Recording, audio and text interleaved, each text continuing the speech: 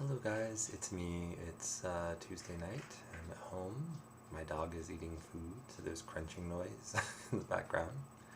I'm sorry for the poor quality, but it's dark here. Most everybody else is in bed, but I wanted to make you the video Josh asked yesterday for a video of his spelling words. So let me sign and talk at the same time so that Joshua, if you're watching, you can understand what I'm saying too. Let me see if I can adjust this just a little bit more here. Alright, try to make myself more visible.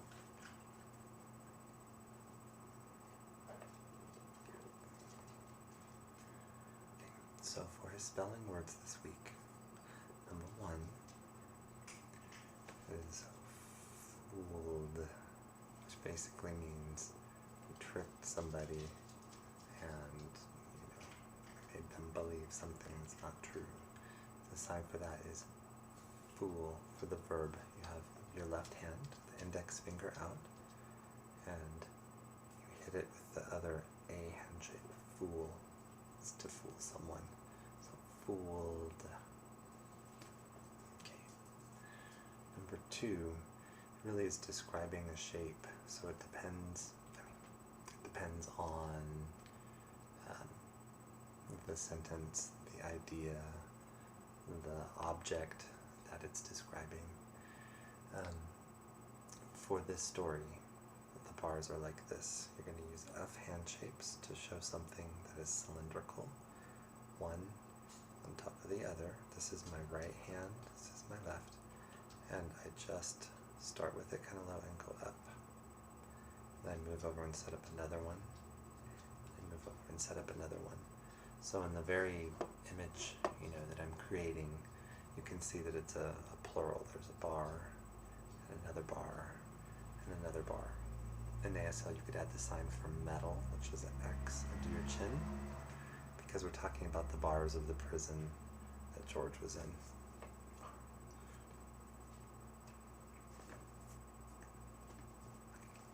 Okay.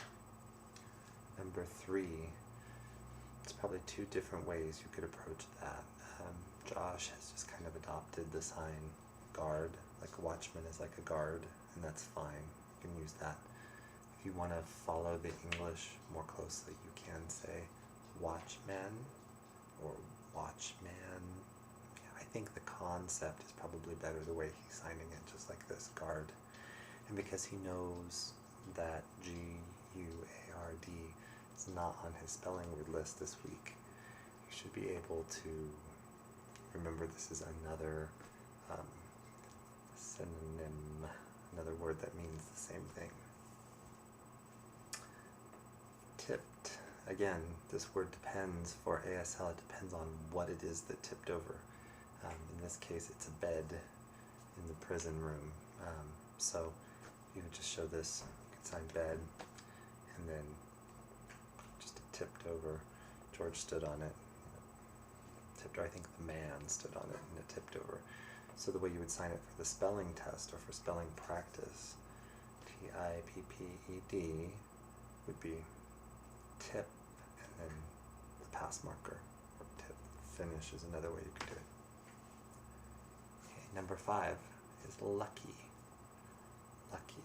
Just take your 5 hand, middle finger, same one used for feeling or touch, or any of those signs. You're going to touch it to your chin and turn your hand away. Lucky. Lucky. Sometimes I do it a few times like lucky. A balloon is pretty easy. Take these flat O's by your mouth, blow, just like you're blowing up a balloon. Make sure your lips are round and small.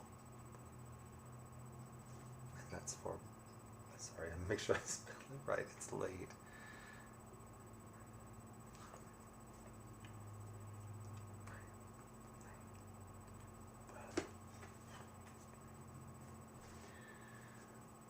Number 7 is bunch. The easy way to sign that would just be to sign many. It means a bunch, many. Or you could use your hands to kind of describe the shape. So it would be like bunch. Many balloons, bunch. Okay, that'd do it. Whisked, again, it depends. For the story right now, we're talking about the wind blowing him away, so you're going to assign it more like blow. So we say the wind whisked him away. And don't forget whisked has that past marker on it.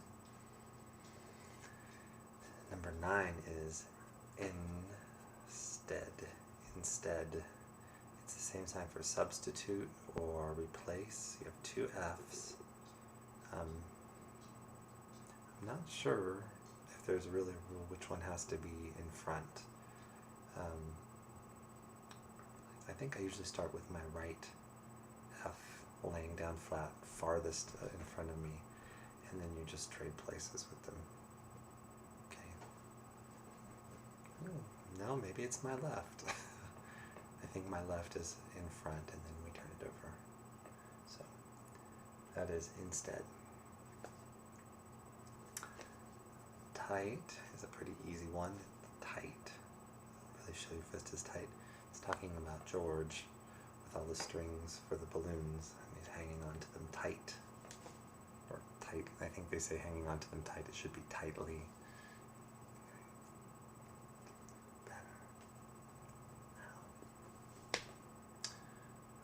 Number 11 is frightened. It's the same sign as scared.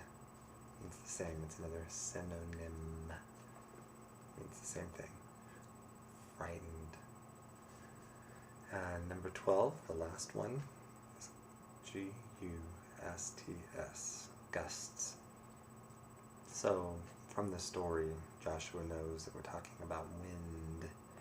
So what you want to do is show, using the sign for wind, that it kind of, there's a little bit of wind and then it changes to a lot. So you go,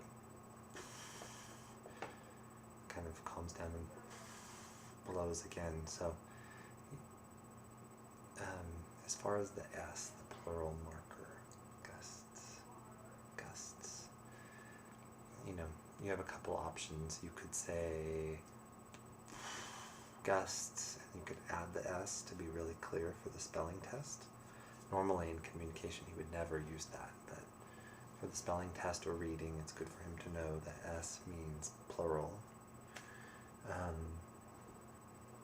But if it's used as a verb, you don't have to worry about the S. You just gusts. I think for the spelling test, adding the S is helpful for him to know which form of that word he needs to use.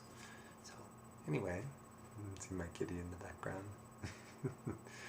So I hope this is helpful. I'm going to post it on the blog now, and we'll see you guys later.